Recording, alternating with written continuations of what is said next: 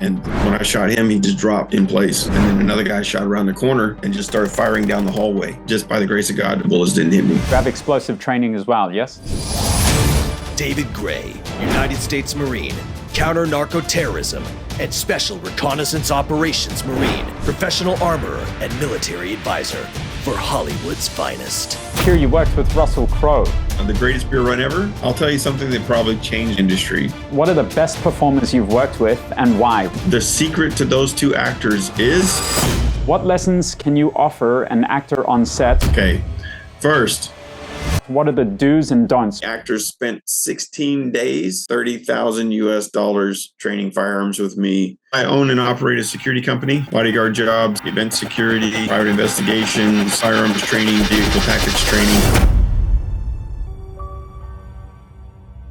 Hello everyone. Welcome to lecture number 3 of my online movie martial arts course. Chapter 7, Gun and Tactical Training for Film. A course dedicated to movie martial artists, actors, stuntmen, veterans, and performers of any kind wanting to find out how to make money utilizing their skills and enter the industry, or learn to develop new skills and prepare themselves for entering the film industry. I'm your host, Troy Sanford. Today we have an incredibly insightful conversation lined up for you, filled with candid discussions and valuable insights into the world of movie making, the film industry, personal growth, the training required to win the work and get on set with the big players. But before we dive in, I want to take a moment to thank you all for your support and viewership. Your feedback and comments are very important to me. I'm truly grateful for the opportunity to connect with each and every one of you. If you're looking for more in the world of film and movie martial arts, be sure to subscribe and I'll work really hard to make sure it's worth your while.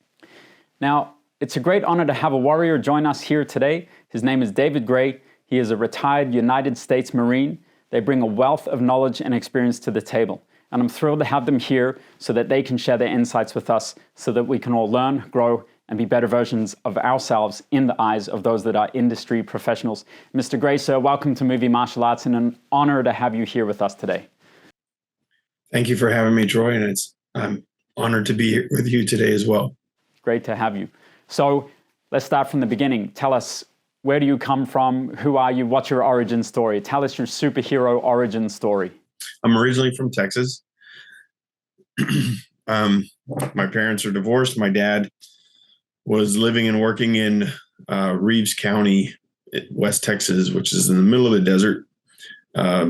Pecos, Texas is the town that we lived in. For a while there, he was the sheriff of Reeves County. And then he had a horse sit on him in a parade. And a little boy with a cap gun ran up and pop, pop, pop, right in the horse's face. Stupid horse, and wow, hit the horse in the face. Your dad punched the horse like Conan the Barbarian. Yeah, he punched it right. And when he did that, all of his weight suddenly shifted and he passed out and fell down. And what had happened was it crushed his pelvis, My God. the top of his humerus, and that whole thing, and one testicle gone. And he just hadn't realized it yet. And then we got on a plane and we flew to Thailand. And how old were you at this point? I was 10. I was 10 years old. It was 1986. I did a Muay Thai circuit in Phuket. 10 years old, fighting bare knuckle fights. And sometimes they'd wrap it in tape or they'd wrap it in strings or gauze. But that was it. There was no gloves. I was fighting kids older than me because they go by the reach of your arm and the reach of your leg, height and weight, not by age. So this was an organized event where you would you fight for money or belts? Yeah. Or Yeah. It's for money. And the first trip, my dad bet against me 100% of the time. He thought for sure I was going to lose every single fight. And I didn't lose every fight, but I lost most of them. I think I won 4 out of, 20 something fights. in total. So you had 20 fights. So let me get this straight. You're a 10-year-old boy. You're on a farm in the middle of Texas. There's a Thai guy who has become a Texan. He's there working on the farm for your dad. He's teaching you Muay Thai when you're shoveling hay and horse manure and so on and so forth. Your dad tells your stepmom that he's going on a 2-week break, but that's not entirely the truth. He put you on an airplane without a passport, took you to Thailand, found you a new girlfriend, chucked you into a professional fight environment and started betting against you, hoping that you would lose so that he makes money. Is that correct? Yeah, so that he could make money and he could have a little party time while I'm laying in the hotel room by myself. And so bullies targeted me, and it didn't bode well for them. Yeah, I think they learned their lesson. So tell me, how do you go from bully slayer to United States Marine? I went into the Marines at 20, almost 21. I turned 21 in boot camp. And on my 18th birthday, actually, I started working security when I was 16 for a guy. He knew how old I was, who was like, I call him my foster dad, Mike Ratliff. He's a former FBI guy, medically retired from the FBI because he got shot.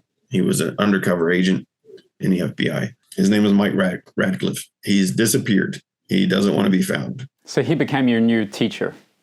Yeah, he became my father figure. And then on my 18th birthday, Mike Ratliff helped me get a job working for a company called Texas State Security Task Force. The guy put me in a headlock. He's like, all right, I got a test for you. I got to test you, see how you are under pressure. He put me in a reverse headlock where my head is facing forward and my body's behind him. Punched him twice in the balls from behind, grabbed him by the testicles, stepped out from behind, put him in an arm lock behind while still holding his balls, put him up against the side of his own car, took out his handcuffs, handcuffed him with his own handcuffs. And then he's just begging me to take the handcuffs off so he can hold his balls. So you got the job? I got the job. Yeah, good. Congratulations. How's his balls? They seem to be fine later. That's good. I went and I met with the owner of the company the next day. At that time, there was a course put on by the FBI for all people working in the federal housing projects. Incredible. So it's absolutely fantastic to hear how your story arc has placed you where you are. How do you go from where you are now to the United States Marine and active service? I had 5 gangbangers from the federal housing projects try to kill me. That's how I kind of. That's why I said it's a hell of a story. And my fiance at the time, she always wanted to come see me at work. Me and my partner, Matthew Gilliam, who's now the head of security for NASA in Houston, Texas. We walked from the back of the property to the front to go meet the bus. And as we're waiting, we see 2 people several times for drugs and gang violence, things like that, and domestic violence, doing a drug deal at the bus stop, right where my fiance is supposed to be stopping. And I just said, hey, man, she's on the way. Just let them finish their thing and we'll catch them later. A lot of things happened at once. The bus pulls up. As the bus pulls up, the crackhead called Blackie, that was his street name, tries to steal the crack out of it's like a bunch of individual crack rocks in the drug dealer's hand. The drug dealer decides he's going to pull his 357 from his pants, and he didn't like the noise of shooting it or something because he looked away. And this is all happening just as the bus is pulling up, and my girlfriend, my fiance, she's got headphones on because she's always listening to music, and she's carrying a basket full of food, a literal picnic basket. She steps off the back door of the bus just as the bus pulls up and steps between these 2 guys. One guy's running away, pulling his gun. He had a little 25 auto semi-automatic pistol. And the other guy, the drug dealer, had a 357 Magnum. They're separating direction. She steps in the line of it, and she's almost touching the muzzle of his gun when she comes out the door. And she's looking directly at me. She's oblivious to everything else that's going on. And he fires off a round. And he fired off all of his rounds. The first round went through the back of her head, did multiple laps around the inside of her skull, took her brain to a boil, and exited out the soft spot in the back of her head. And she dropped to the ground.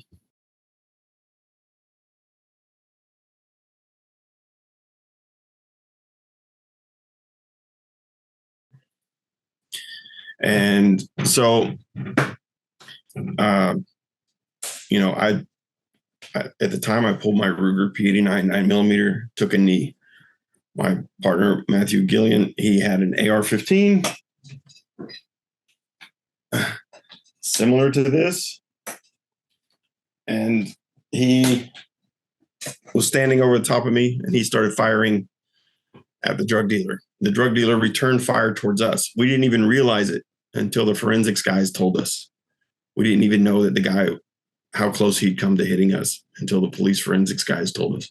Once we see that he's down, I run over, I pick up my girlfriend, and when I pick her up, I hear air escape from her stomach, more than likely, but it sounds like she's trying to speak. So I think she's still alive, despite the fact that her brains are spilling out of her head. And I carry her to the management office and take her into the management office and lay her down on the table. And that's when I can see that she's not alive and there's no way she could possibly be alive.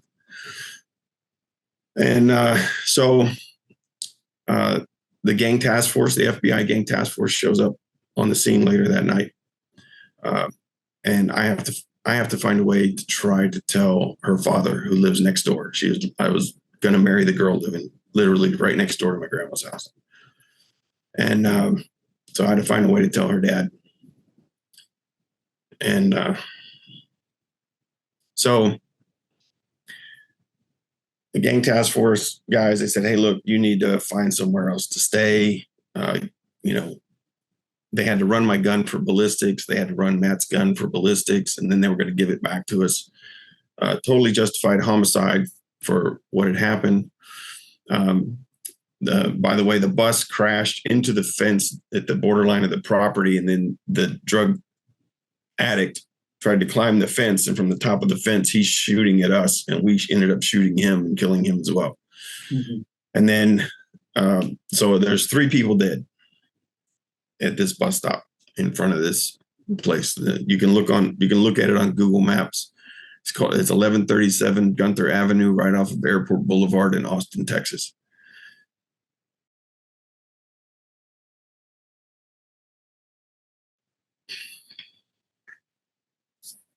So after that, the drug dealer was part of a gang. He was part of the Rolling 60s Crips. And they were trying to kill me and Matthew Gillian, my partner. And they actually wanted to kill everybody in the security company. And they did kill a couple of the guys in the security company that were former police officers. They found out where we were at, and that's a whole nother story. They found out where my home address was. And they made 2 attempts by doing drive-by on my house. So they drove by my house and shot through the front of my house 2 separate times. They threw Molotov cocktails at the front of my house. My grandmother lived in the front room of my house.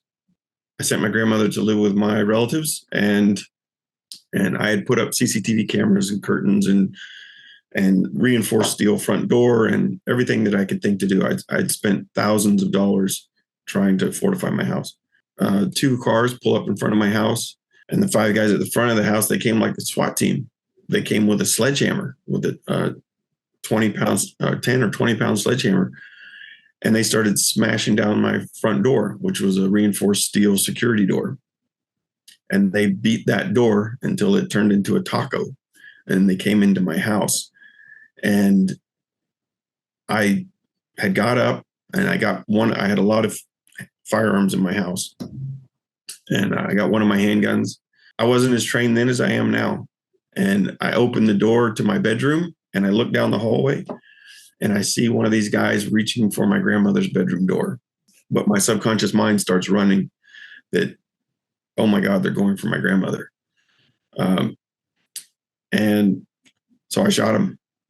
And when I shot him, he just dropped in place. And then another guy shot around the corner, put his arm around the corner, and just started firing down the hallway towards me. And just by the grace of God, the bullets didn't hit me. They hit the walls. And the walls were made out of drywall, so it just absorbed all the bullets.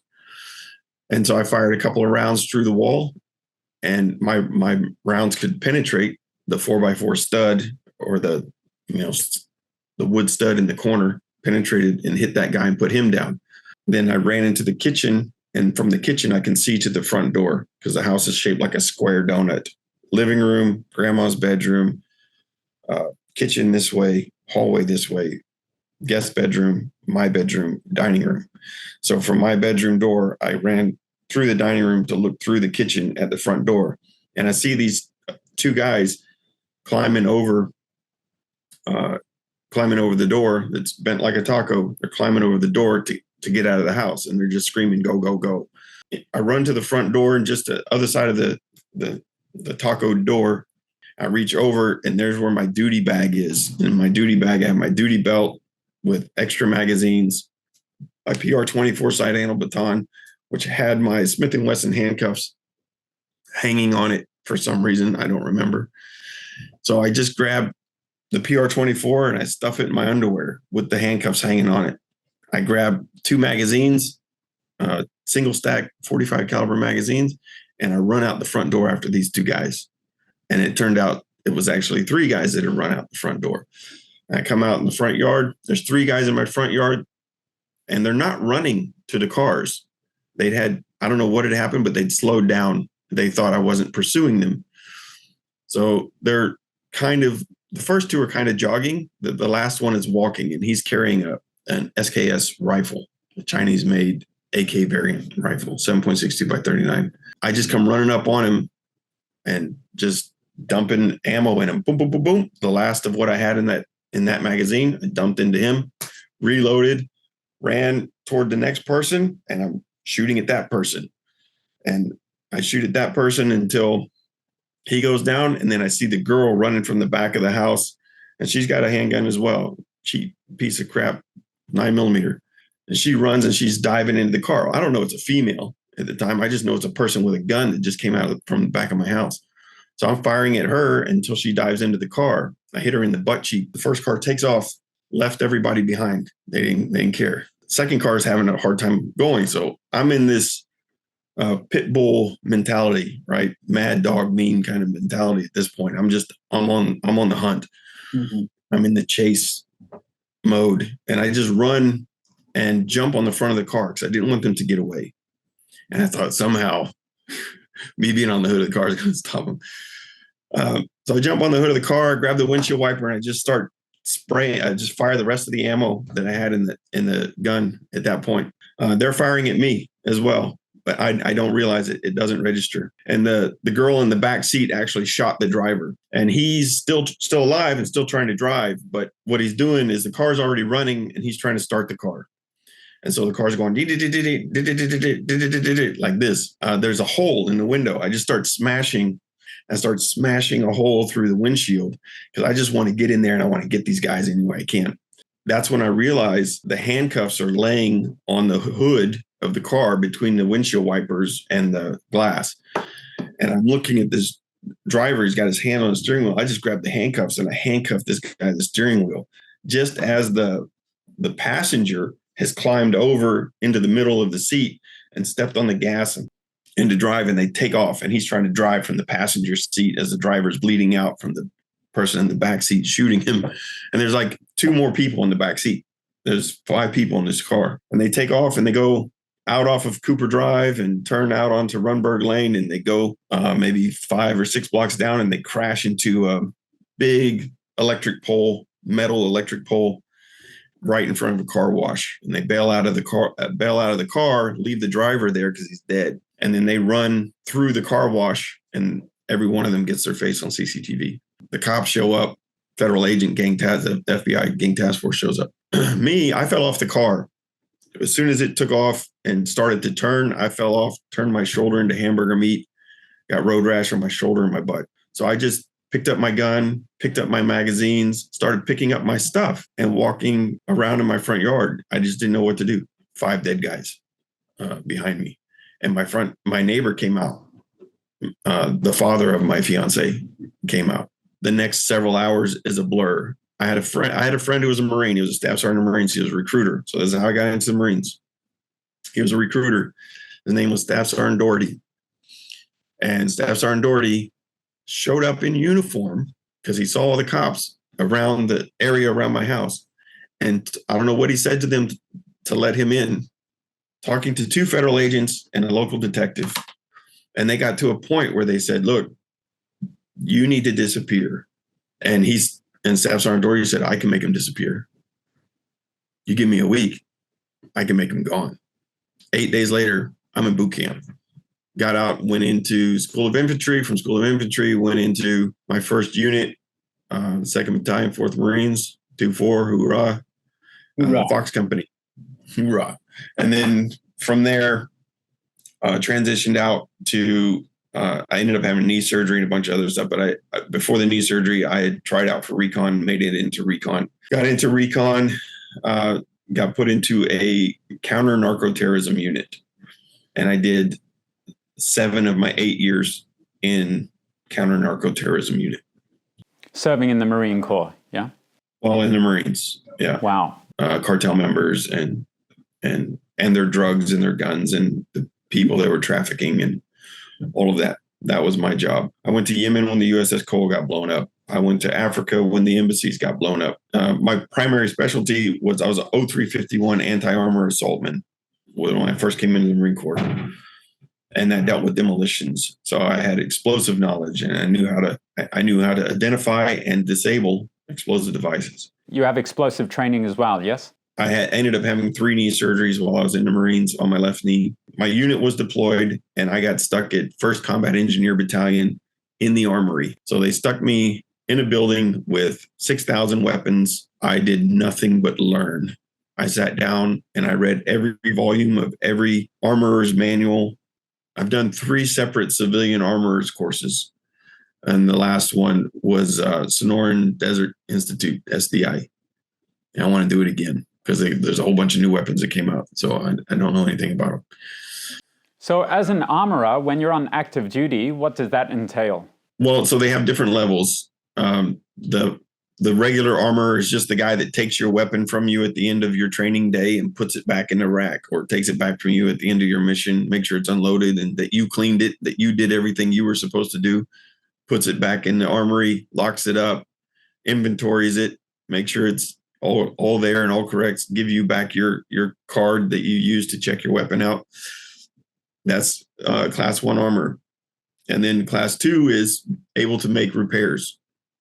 Basic repairs, change the internal parts, look for defects. And then a class 3 armor, they can fix anything with a gun. The gun gets run over with a tank, they fix it. Or they can demilitarize the weapon, meaning cut it up and destroy it. Or they can dermo. They can dermo the weapon. They say it's unserviceable, and then it can actually get sold out on the civilian market in parts, in parts kits. Everything but the internal mechanism and the lower receiver. I was a class 2, but I was only a class 2 armor for maybe 5 or 6 months. So I took all the tests and everything. I read for the first 2 or 3 months, and then I took all the tests, passed the test, and then I was back to recon. Counterterrorism operations up until the last 8 months of my Marine Corps career. Then they stuck me in a recruiting office while my unit got deployed. And was that to your liking? Did you want to sit in a recruiting office? Was it your way to get out, or what landed you in that position? So after my first 4 years, okay, in my first 3 years in recon, I'd been shot, stabbed, broken ribs, broken nose, fractured eye socket, concussion, traumatic brain injury. Man, a lot of stuff. You get used up pretty fast. I'm still stuck in Thailand at 10 years old, man. You're moving way too quick for me here. Any other injuries to add on, or we? A lot more. So when I'm bored, man, I get into trouble. So this is when I was stateside, I would always get a job doing security work, bouncing at nightclubs or strip clubs, doing bodyguard work, teaching firearms, and then in 1996, I accidentally got a stunt job. I was in the Marines from 95 to 2001. Okay. So 1995 to 2001 active service. And before we jump into the film industry, what was the catalyst for retirement? I'm assuming you were bored sitting in a... No, the medical retirement. So I've been shot twice, stabbed 8 times. At that time, they were trying to downsize the Marine Corps. Okay. I got out. I got forced medical retirement. I fought it for 3 years. So after my first 4 years, they were trying to medically retire me. And I went to every medical review board that I could go to, and I kept doing my job. And they kept trying to force me to stop doing my job, and I kept doing my job. My CO kept fighting for me to try to keep me in. My commanding officer was trying to keep me in. But finally, the medical review board said, okay, you've used up all your options, your appeals. We don't want to hear your crap anymore. You're done. Get out. Okay, so you've been stabbed too many times. Time to find a new way of life. So how did you end up in the stunt world? So while I was in the Marines in 1996, I'm a Hollywood Marine at that point. That's what they call the guys that graduate from San Diego boot camp, Hollywood Marines. But I felt like I was looking like a movie star. I look over and I see this smoking hot chick, the hottest chick I've ever seen in this gym or in any gym on base. Her name was Catherine Bell, and she was the lead female actress for a TV show called JAG, U.S. military TV series. She was bait for them to get casting. So all the people sitting at the table were casting agents or the casting department. She said, if you want to meet up with me, if you want to see me again, you got to give them your name, your phone number, and how to get in contact with you. And so I did. I never saw her again when I was on set. I never saw her. So you were recruited again a second time. Yeah, I was recruited again. Played an embassy Marine a couple times, like for a couple days. And then the stunt guys came around and they said, hey, we got to shoot one of you guys. You're going to be the guard out front of the embassy and you get shot. And back then, squibs were little explosive devices behind red dye number 3 and in a little pack. And there was no protective setup back then for that kind of stuff. So you're going to get a bruise. And they made that clear. And they showed everybody how the squibs work, and nobody wanted to do it. And I was like, I'll do it. Let's go. And they said, we'll pay you a little extra. So I was quite bruised, but I didn't complain about it. I didn't whine, didn't whimper, and was happy to do it. So the stunt guys liked me. The stunt coordinator, his last name was Diamond, and went over to the warehouse, and they taught me how to do high falls. They taught me how to do some of the basic wire work stuff. And then I became that guy that, oh, we need a high fall, call David in if he's available. If he's stateside, call David in and see if he'll do this high fall or he'll do this harness work. Vehicle crashes. That's it. I was the guy that came to die on set. So you had a crash course, direct thrown into the darkness experience of the action industry in America.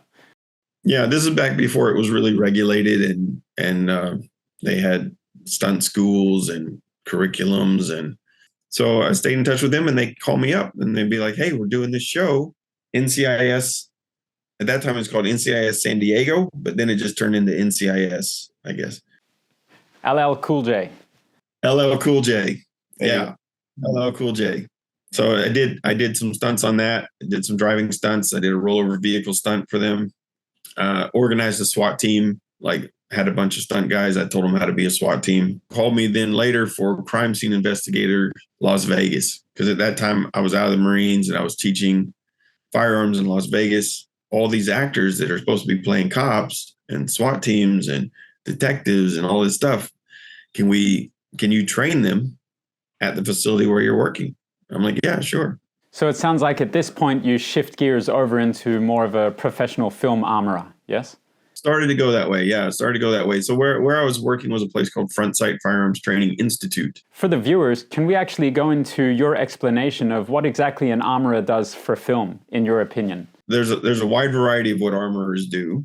First of all, they assign the weapons per character. They work with the director and the producers and the art department to come up with the look of the character's weapons and the systems that go with them, like holsters, magazine pouches, lights, accessories, things like that. Then they make those weapons work in the way that they should for production, for the actor. If they want it to be fully automatic or they want it to, whatever they want it to do, they can make it do. They can modify the firearm. They take a real firearm like this one. This is a Glock 19.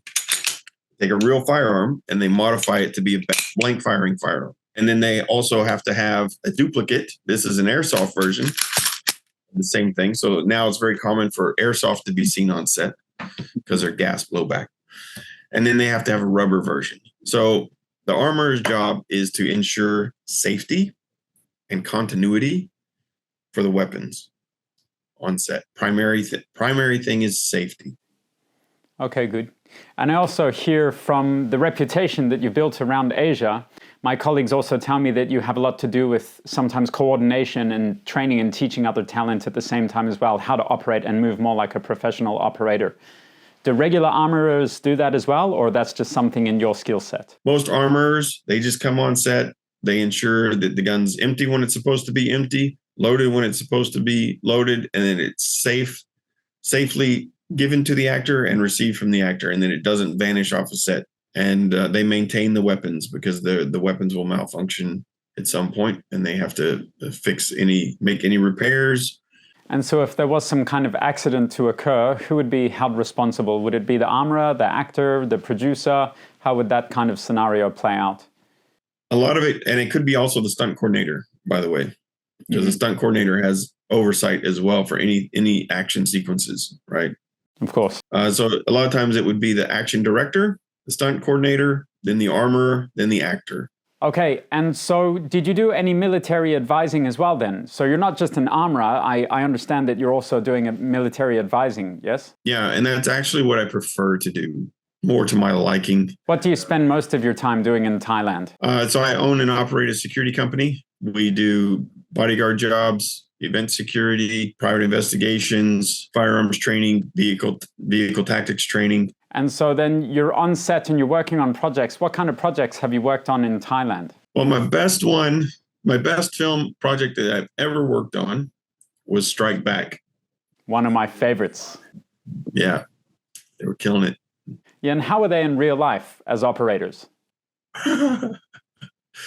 Well, so it's interesting to me because these two characters closely match their real life personas. Really? Yeah, Philip Winchester, who played Stonebridge, he's a great guy, super sincere, super nice, good father, good husband, and loyal friend. And he trains firearms and tactics stuff on his own. And he was training with some guys from his local police department where he lives, Sullivan Stapleton. He's pretty much as his character in Strike Back portrays him. He likes to have a good time. He likes the ladies. He loves attention, and not so big on the firearms training side. Also, really enjoyable person. Always entertaining. Always keeping you on your toes.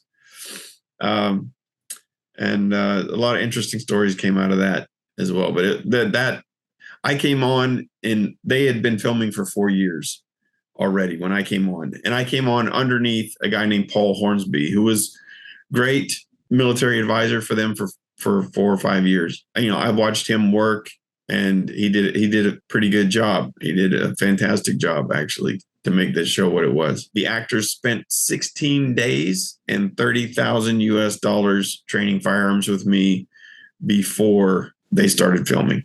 Fantastic. All of the actors, even Michelle Yeoh came on the range for a day. You got to work with Michelle Yeoh. Fantastic. She was quite a lovely lady, was there as well. And they had a party for all of the actors. I didn't go, but they had a party for all of the actors. Nice to work with, but absolutely terrified of firearms.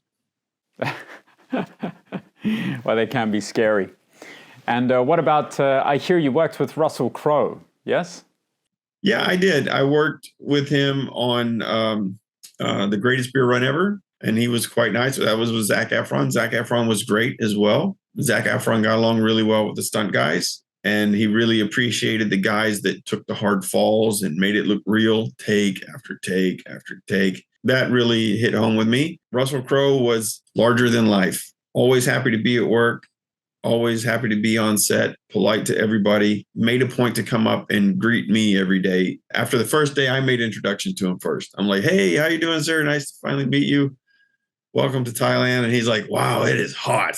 It is hot here. And he had a towel around his neck, and he's just like, it is hot. And I'm like, yeah, welcome to Thailand. And then every day after that, he'd come say hi to me. But yeah, I was an armorer on the greatest beer run ever. M16A1s, Colt 1911s, a lot of AK-47s, a lot of SKSs, some Thompson machine guns, Tommy guns, M1 carbines, some Mausers on there as well, some bolt action rifles. If you could pick one story to tell someone working as a military advisor or an armorer, which story would you tell? I'll tell you something that probably changed the industry. We were on the greatest beer run ever. We were in the last 4 or 5 weeks of filming, maybe even the last 2 weeks of filming, the movie Rust with Alec Baldwin. And they had that shooting happen. Rust is here on this side of the planet. We're all the way over here. But instantly, the armorers instantly became the bad guys, the pariahs on set. We all had a meeting with production, and they said, from this day forward, rubber rifles. Not even airsoft, not even replica rifles, rubber. Okay. So we actually didn't have rubber. We had foam, but and that they were so foam that when you ran with them, they would bend, they would wobble.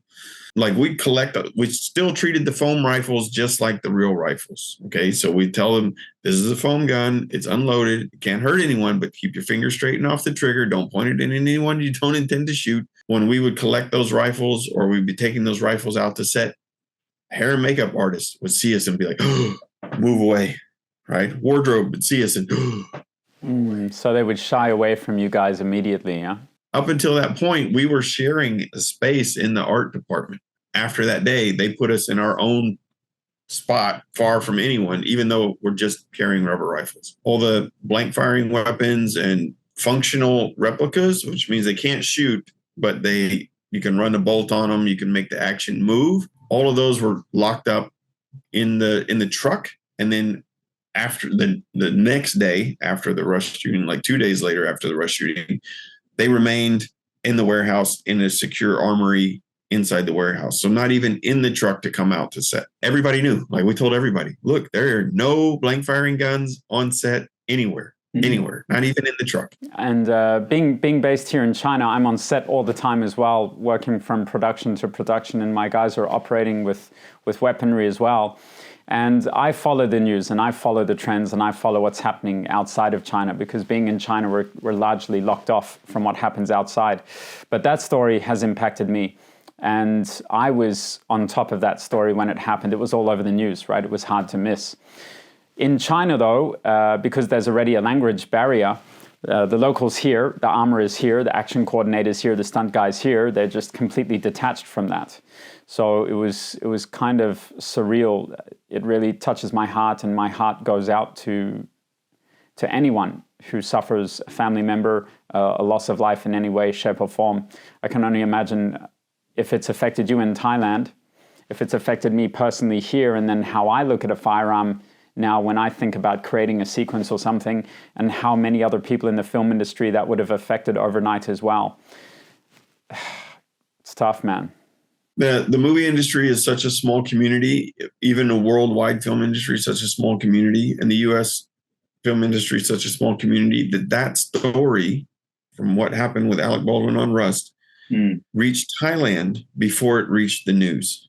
And they knew before it made the news that tomorrow, this is going to be, in the next 5 hours, this is going to be on the news. So the film that I most recently worked on, Disney and Hulu, called Alien, and they have no blank firing weapons. Everything's replica, airsoft, modified airsoft. So they're not even really airsoft anymore. They can't even shoot an airsoft projectile anymore. That's how much it's changed the U.S. industry. Thailand still uses blank firing firearms for their productions. Other countries that come here to film still request blank firing firearms.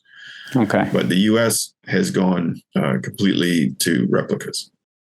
So for now, it's a little bit harder to get the more realistic thing, just due to that one incident, yeah? Yeah, which confuses me because there's huge companies like ISS, probably 300,000 weapons in their inventory. What are they going to do with that?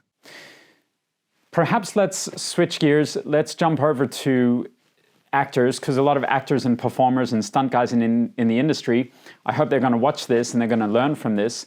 From your perspective, due to your vast experience operating as a Marine, working recon, private security, training private security. You were telling me previously that you travel around the world globally. Even currently, you take private military contracts still to this day. What lessons can you offer an actor on set? What are the do's and don'ts when it comes to gun handling? What impresses you and what really upsets you, and what can give them a chance to be bumped up and get a better shot, and what can disadvantage them and make you want to advise the director that, hey, this guy's dangerous, maybe push him to the back and let's not give him a weapon. What advice can you offer us? Okay. First, get training. Get training. Know how to safely handle firearms. Know how to shoot. And don't just get the basic training. If you're doing stunts with firearms, you need to know how to move. You need a more advanced level of training. Listen to the armorer. Don't monkey around with things on set that you don't understand. I guarantee you, if I held this up and then I held this up, you can't tell the difference between which one is fake and which one is real. 4 that look the same on set, okay? And they feel very similar as well. And if you don't know how to handle the real one safely, you're definitely not going to know how to handle the fake one in a realistic way as an actor portraying someone who's trained. So there's two types of characters in film, okay? There's trained and then there's untrained. So trained characters would be like military guys, military characters, police characters, John Wick kind of characters, Denzel Washington kind of characters and Man on Fire, Tom Cruise kind of characters in Collateral, right?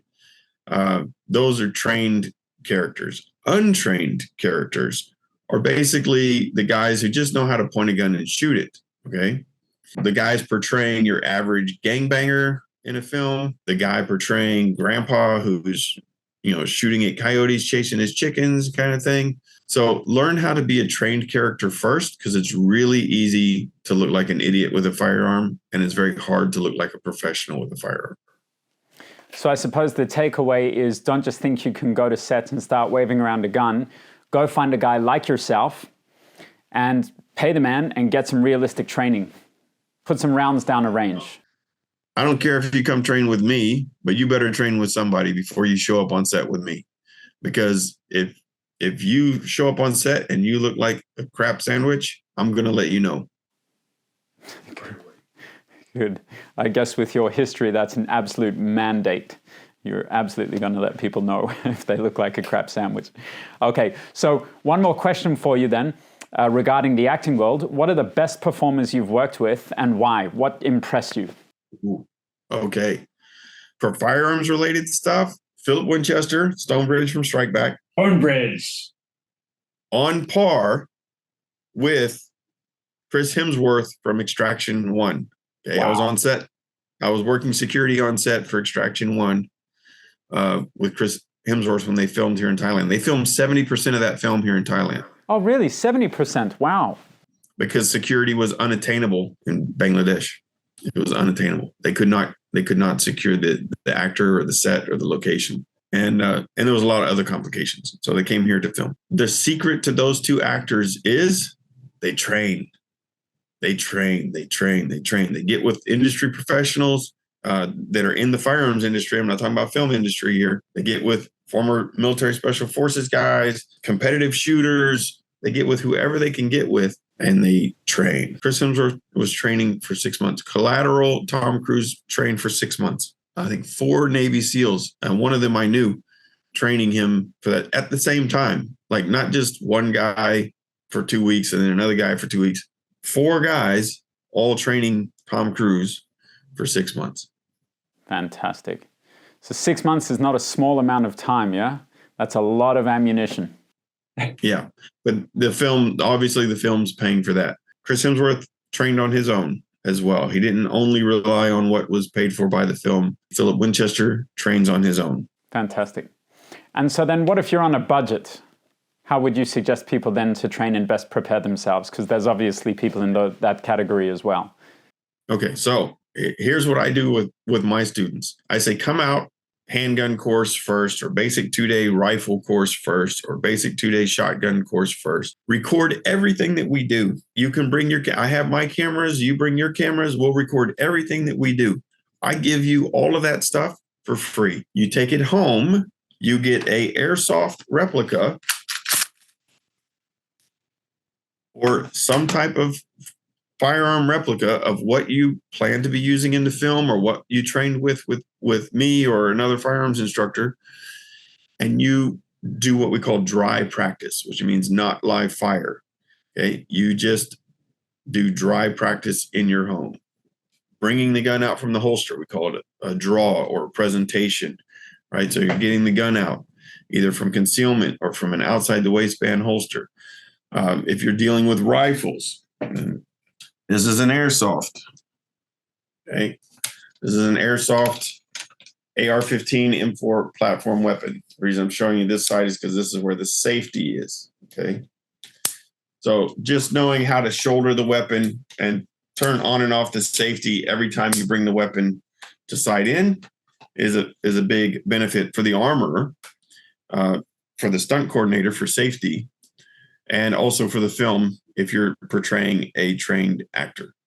Okay, so if you buy a good replica that has the same weight, has approximately the same weight as this, you're going to start to build in good muscle memory, trigger finger discipline, good shooting positions, and look better on film. If you're portraying a trained person. That's great. So we're looking for those three things, yes? It's trigger finger discipline. Number 2 was? Safety. And number 3? Muzzle awareness, making sure you're not pointing the weapon at anyone that you shouldn't be pointing the weapon at. There's 4 universal firearm safety rules. Number 1 is treat every firearm as if it is loaded at all times, even if you know it is not, because the other people around you may not know that it is unloaded. Okay. Number 2, never point the weapon at anyone or anything you do not intend to kill or destroy, or in the case of movie guns, maim. Because the blank firing guns can maim someone, and they obviously can kill someone in the wrong hands. So never point the weapon at anyone or anything that you do not intend to kill or destroy. So in the film industry, that one kind of gets waived a little bit, but for camera, from profile, right now it looks like I'm pointing my finger at my hand, right? Mm-hmm. But if I just line that up, this is what's actually happening. Okay. Mm-hmm.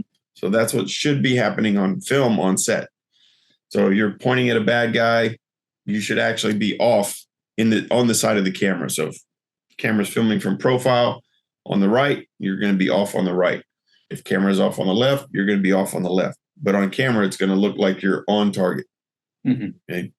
And you got to be 3 to 10 degrees off. Right. So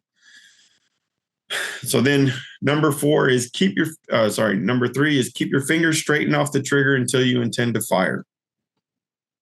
Okay, so number 1, treat every weapon as if it's loaded. Number 2, never point at anything you do not intend to kill or destroy. Number 3, keep your fingers straightened off the trigger. And number 4, be aware of your target and what is beyond it. But in this situation, in all situations with firearms, I say be aware of what's between your muzzle and your target and what is beyond your target.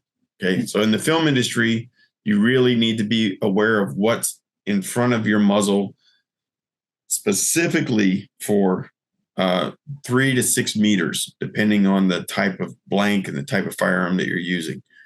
Okay, because the blanks will throw hot powder and gases for 3 to 6 meters. Yeah, and those are dangerous, yeah? Very dangerous. Okay, great. And another thing that I would like to give our viewers the potential to learn from you and absorb from you your wisdom. If a director was to take a look at, if you were to be a director, if you were to take up the director's seat yourself with your glorious history, working in the Marines, currently owning a private security contractor type business, still going on contracts yourself, then bang, you put on the director's hat, you're taking a look at a bunch of different show reels, you see A, B, C. All of them have gun work, but which one is the most impressive to you as a director, and which actor would you select and why? So I've done this before. Like for Aliens, I helped to put together the tactical team that's in the film, and I actually was on it as well as one of the background characters. They asked me to send them a list of actors and stunt performers that I thought would portray trained space Marines very well. So I did. And I sent them people that I had trained here locally in Thailand because they wanted locals. But I also sent them some guys that were international that were still in the region, not in Thailand, but in the region, like the Philippines and Cambodia and Laos.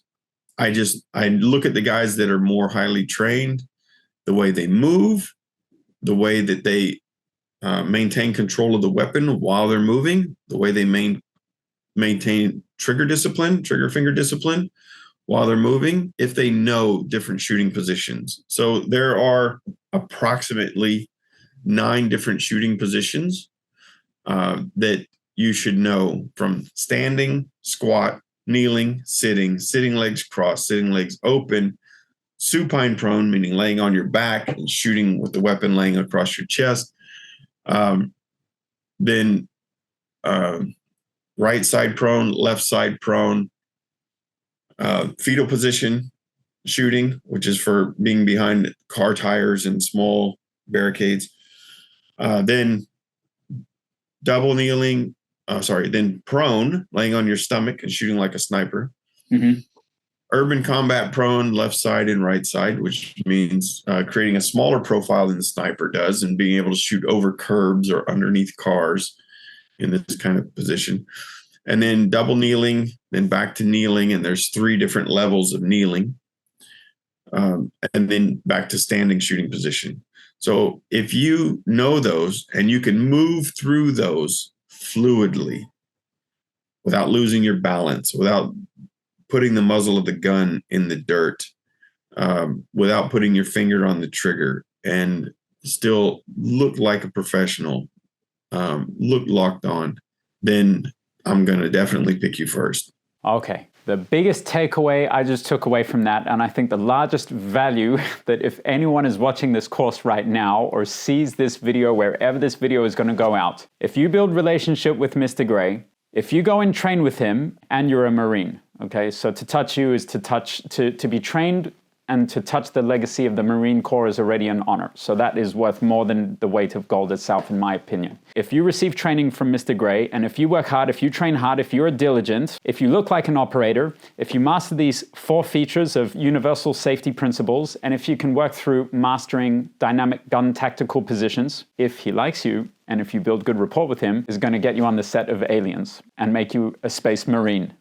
So throw your money at this man right now. You're absolutely not taking advantage of being in a fantastic project. Still up to casting and production, whether the director, whether or not you get picked. But I can definitely make the introduction and put your face in front of them. And if they don't pick you for that project, they might pick you for something else, because they keep all record of everyone that they look at, right? So the reason I didn't say that it would be helpful if you know how to load and unload a firearm or clear malfunctions is because that's the armorer's job on set. It is good for you to know those things. And I do recommend learning how to load and unload and clear malfunctions with the weapon. On Strike Back, drilled it into them in those 16 days. And they had never done it. They had never cleared malfunctions.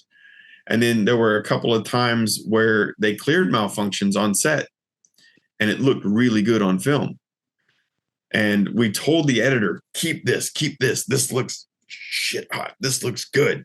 It looks real. And the editor still cut it out. Oh, no. He just forgot. That he was supposed to keep it. That's the good stuff. Hey, what happened to that malfunction right here? It looks so good. He's like, oh, I forgot. I think everyone should have a basic understanding of what blank ammunition looks like so they know when they're encountering real ammunition. Wow. Yeah. So these are 5.56 rifle rounds. These are blank. So I don't know if you can see it on camera. I'm trying to get it to focus. Okay, so the end is star crimped. Okay. Okay, and you see how it has the white paint on the end? Yep. That means that this is a full flash blank. This is a very strong blank.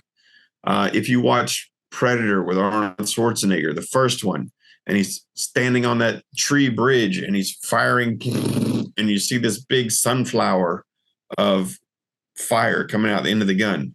That's a full flash blank. They call them the Hollywood blank, or the Hollywood flash blank. Then you have another one that's different color. That's a lesser load. So there's multiple different loads or strengths. And then you have another one this is a green tip. It's even a lighter load. And then you have, this is a military blank. So if you notice the difference in the length, you see that? So this is a military training blank. And we use these a lot on film here in Thailand for guys that are shooting in the background. If they're in the foreground, we're using a full flash, or we're using a 70% load, right? So it's not 100% as strong as a full flash, but so you have different strengths.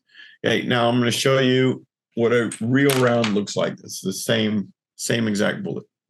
Okay, so this one is the blank. This one is the real round. Okay, so you should know the difference. Yeah, in case something like rust happens. Okay, that's why I'm telling people. I don't have any handgun blanks with me, but the end is also star crimped like that as well.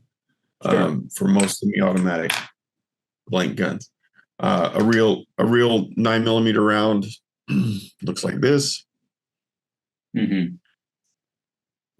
And I'll show you a 45 caliber wad cutter. So compared to a 9mm. Okay, this is a real round. This is a real round. One is a 9mm. One is a 45. 45 is a much bigger, slower, fatter round. Okay, and they have different effects. 45 has a lot more kinetic energy transferred to the target. 9mm has more penetrating power. Anyhow, so that's some of the things I think you should know. I could literally go on for days. One more thing, if I have it here. Hold on. Yeah, please. This is gold. Everyone watching this is getting such a great education. So here's what an empty live casing looks like, and you will see these on set. They use them for set decoration. So there'll be empty casings from live rounds. They've been shot out. This one, the primer's out of the back. That's why it's got that black hole in the back. So they'll leave those laying on the floor for set decoration. And then you may see a live round that has a hole in it like this in the side. Okay. It looks like a live round, but it's got a big hole in the side of it. And that's because they've taken the powder out. And then in the back, you'll see the primer has a dent. On a regular one, that little circle in the middle doesn't have a dent because it hasn't been fired. And so this one, what the armorers will do is they'll drill a hole in this, shake out all the powder, put this in a gun, and pop the primer.